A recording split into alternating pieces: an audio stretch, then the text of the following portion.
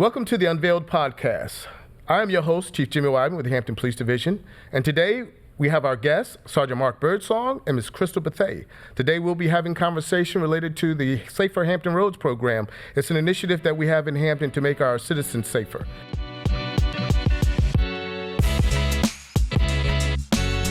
And now at this time, I'll introduce Sergeant Birdsong. Tell us a little bit about yourself, sir. I'm Sergeant Mark Birdsong. I'm coming up on 21 years with the Hampton Police Division. I spent, out of those almost 21 years, I spent 17 years in the K-9 unit. Worked a lot of aspects of patrol. Was put on a couple details every now and then with the K-9, and landed the lifelong dream in the community engagement unit.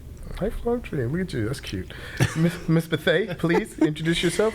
Hello, my name is Crystal Bethea, and I am here in Hampton, Virginia, because I was in the military. I served 20 years in the United States Navy, and just decided to stay here once I retired in 2014. And so I'm a mom, a single mom. My son's on the autism spectrum, and so this was he was the, I guess. Inspiration. Yes, thank you. Yes. I appreciate you. Always.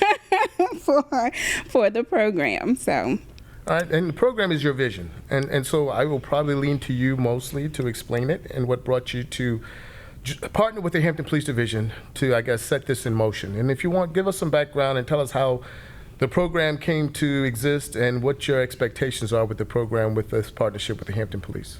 Okay, sure. So in 2016, I believe this was right around the time in the country where there were a lot of police shootings, and I went to a meeting at AME Bethel here in Hampton with the police department and other community leaders, and the theme at that meeting was just comply.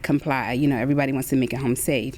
And so at the time, I think my son was probably maybe 4 or 5, and we just found out that he was diagnosed with autism. And I'm like, well, what if you can't comply? You know, does that make it okay for law enforcement to harm my son in some kind of way? And so I had a resounding answer of no. So at the end of that meeting, I went and spoke with the police chief at that time, who was Chief Soltz. And he put me in touch with Lieutenant Scott Keller, who's now retired also. And that's where I met with him, and he actually got the concept very easily, and the baby was born. And for the community, how that works for the police department essentially is we will have families come to us or parents come to us and indicate that they have a family member that may have a communication difficulty.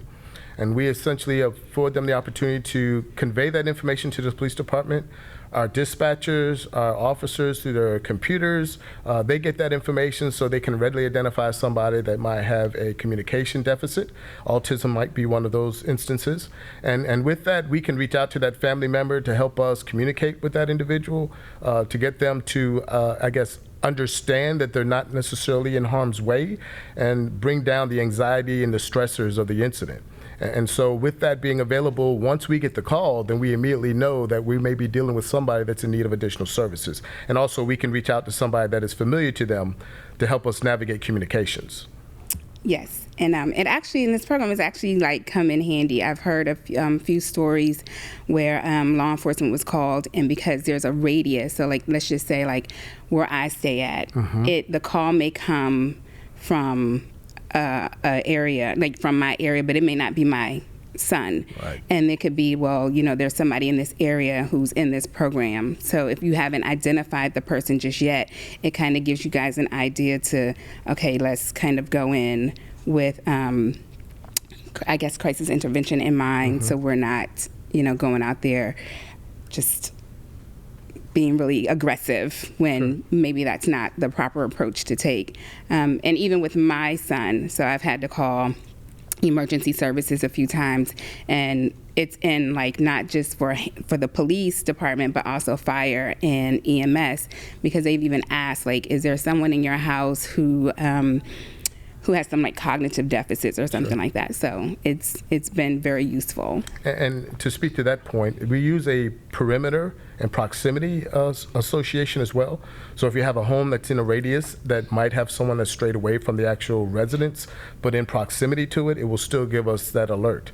So again, to your point, and so when we respond, we know early on if the potential is that person in that area might have some mental health deficits, communication deficits, and then we can have the officers go in with the right state of mind. Yes. Just if they have non-compliance initially, they can also understand that that might be by way of communication or cognitive problems and things of that sort. So it helps us make everyone safer. It brings down the anxiety of the officers. It establishes better communication for the person we're coming out to speak to, and also affords the opportunity for that family member or caretaker to help us in the communication and respond. So the program has so many benefits, and this is part of our ploy to get more people that might have an opportunity to use or take advantage of the program to reach out and do so. Sergeant Birdsong, your contribution, sir? You mentioned something earlier about our stations that we have when we're out in the community.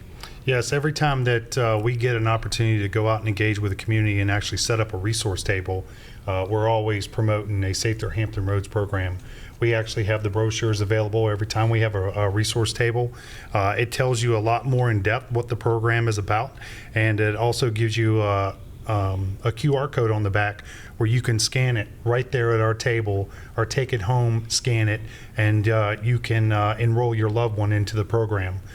We also pass out the Safer Hampton Roads little orange, I call them jelly bracelets, and in hopes that their loved one, once they register them, will wear them.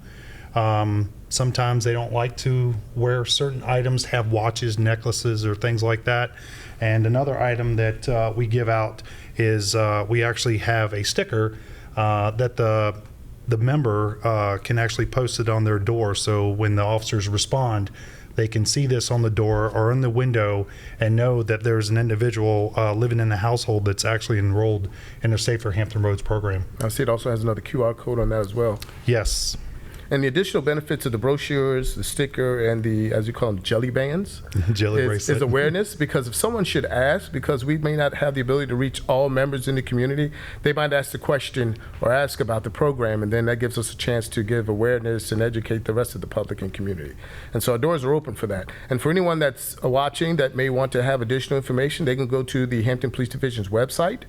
And in the resources available, you also see the Safer Hampton Roads link, and you can enroll from there as well.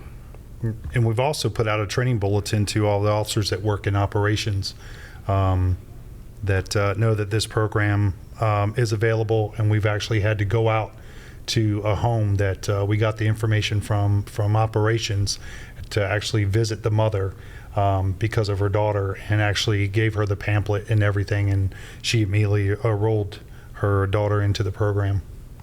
And Ms. Bethea, what additional ways can the community or the police division support your effort? Well, really just by like what you guys are already doing, and if there is, anything that I can do additionally to support, the effort, like if, like when there's back to school night, or like we have like, what's that, PTA, parent teacher night, at the different schools, we can set up there. I can go and set up there. Again, this is my vision, my passion. And of course, initially started out because I was thinking of my son, but now to know that it's helping so many others, I mean, I am open and available to assisting, and just us continuing to work together, because this is like, what do they call this, a grassroots program. And so, and this is kind of how we build that collaboration and between citizens and police divisions, and to let people know that the police are here to help, despite what anybody may think. And so once we get out there and we're coming together and we show people this, then this opens the doors for others to maybe come up with some other grassroots programs that could help the community as well. So, and we're open to that, and this is critically important again because as you very well know, there are some children, some adults that are diagnosed with autism. Communication might be an issue, and you'll see more times than not, when an officer gets there and things are hectic, they try to give him commands and instructions.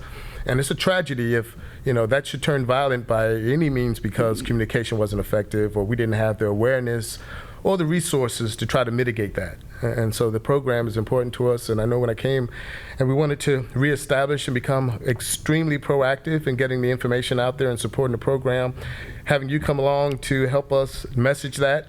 And I guess the best benefit is for my own awareness to understand why you wanted to move forward with the program and the value that it brings to you, but more importantly, so much opportunity to others that are in your same position.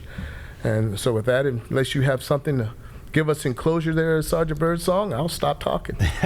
No, we've actually, in some of our resource tables that we set up, we've actually had family members come by and actually look at the pamphlet and tell us that they've registered their loved one into the program. So there's many success stories that come from us engaging with the community, setting up the resource tables. So it lets us know that we're making a difference out there. Absolutely. Good stuff. Yes. It feels good. It feels good, Absolutely. and I can say, like, when I first brought it up, I wasn't sure how it was going to be received. So when it got received just with no pushback, Sure. I was like, oh my God. Yeah. That means we're doing the right things. And We're moving in yes, the right everybody's direction. doing the right thing. And so. kudos to retired Lieutenant Scott Keller, Yes. because he is the one that helped us navigate and liaison with you to make this happen.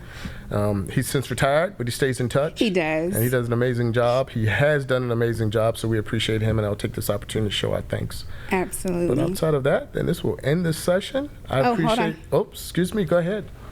It's November 5th, Yes, ma'am. 2024. Yes, it is. Go vote if you haven't done so already. Here you go with an election plug. All right, we're gonna close it out on that.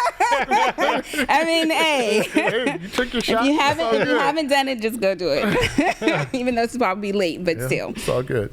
For all those that are watching, we appreciate your attendance, and hopefully you will know somebody that may be in need of services. You'll reach out to them and communicate that to them. Hampton Police Division is here to support you in that effort. If you have any complications or difficulties in enrolling your loved ones, just call us directly, and we'll get you in touch with someone that can assist. And thank you for your time this evening. Thank you. Thank you. Appreciate you. Thank you. Thank you. Thanks for joining us for Unveiled, a podcast highlighting the extraordinary men and women of the Hampton Police Division. To learn more, check us out on our social media and at hampton.gov/police.